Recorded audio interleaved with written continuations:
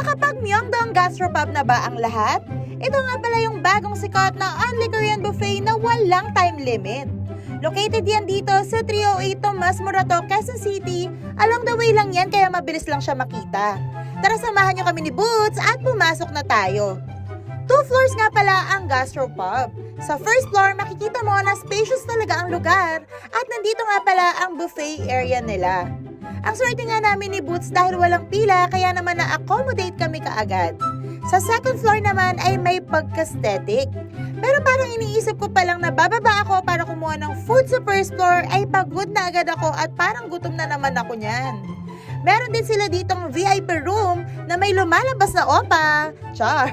At meron din sila ditong KTV room na merong additional 200 per head from their only rate. Ito nga pala yung food nila dito. Marami yung choices, lahat na yata ng authentic Korean food nandito na. Medyo late nga lang yung pagpunta namin dito kaya yung iba hindi na namin yan na-try.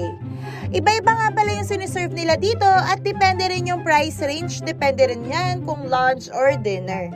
Kapag lunch, Monday 499 pesos, Tuesday to Thursday 599 pesos, Friday to Sunday 699 pesos. At kapag naman dinner time, Monday to Sunday 699 pesos, at kapag naman with seafood 799.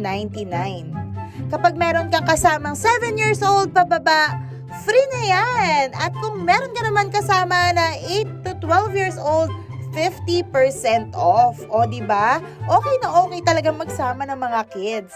Sa sobrang dami nga ng choices, tingin mo palang dito, mabubusog ka na.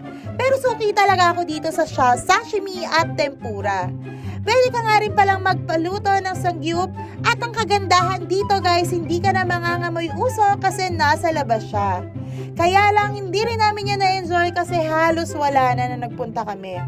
Pero yung honest review namin ni Boots dito ay hindi talaga lahat ng food nila masarap. Pero okay kasi lahat maraming choices ng Korean, authentic food nila. Pero yun nga lang, medyo hindi talaga namin nagustuhan yung mga ibang dishes nila dito. Ayun lang mga ka-Dora La Cuachera. Bye!